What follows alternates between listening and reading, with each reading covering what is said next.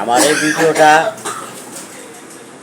বাংলাদেশের শান্তিপ্রিয় জনগণ যারা দেখবেন, যারা বাংলাদেশের মঙ্গল চান, জনগণের শান্তি চান, তারা আমার এই ভিডিওটা লাইক করে দিবেন, শেয়ার করে দিবেন।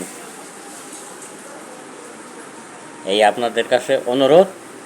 আমাদের বাংলাদেশের যারা আমরা নিরীহ বাঙালি যারা আছি, এরা যাতে শান্তি শৃঙ্খলা ভাবে আমরা জীবন যাপন করতে পারি, এই জন্য সবার কাছে আমার অনুরোধ যে বাংলাদেশের প্রত্যেক মানুষ যেন শান্তি শৃঙ্খলাভাবে নিরিবিলিভাবে নিজ নিজ কাজ কর্ম করে এই ভালোভাবে বাঁচতে পারি আমরা, এইটাই সবার কাছে অনুরোধ।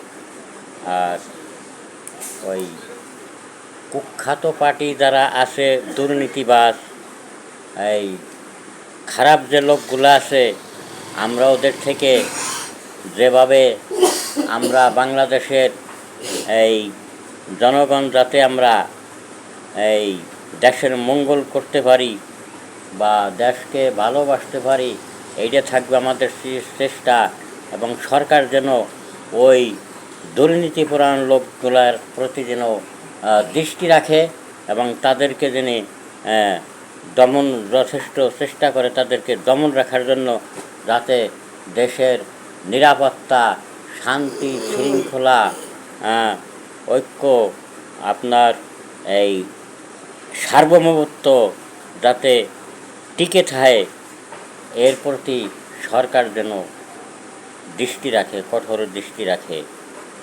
ইনশাল্লাহ সবাই বাংলাদেশে সুস্থ থাকুন, ভালো থাকুন।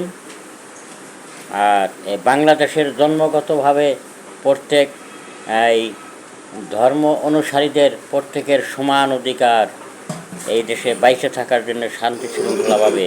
কারো এই দেশটা ব্যক্তিগত না, বাংলাদেশের সবার সমান অধিকার। এখানে কোনো ধর্ম বর্ণ নির্বিশেষে সবার সমান অধিকার আছে। হিন্দু, বৌদ্ধ, খ্রিস্টান, মুসলমান, উপজাতি প্রত্যেকেরই এই দেশে শান্তি শৃঙ্খলাভাবে বাইচে থাকার জন্য অধিকার আছে। আর এই অধিকারে যারা খর্ব করবে, যারা ধ্বংস করবে, সরকার যেন প্রতি মুহূর্তে যেন তাদের প্রতি কঠোর দৃষ্টি রাখে এবং তাদেরকে কঠোর শাস্তির ব্যবস্থা করে। তাদেরকে সরকার যেন ছাড় না দেয়। আর যদি তাদেরকে সরকার ছাড় দেয়, তাহলে ওই সরকারও বোঝা যাইবে যে ওই দুর্নীতিপরায়ণ লোকদের এই সহপাঠী। আবার সংক্ষিপ্ত কথাগুলা হয়তো ভুল ত্রুটি হলে সবার কাছে মার্জনীয় ক্ষমা প্রার্থনা করি।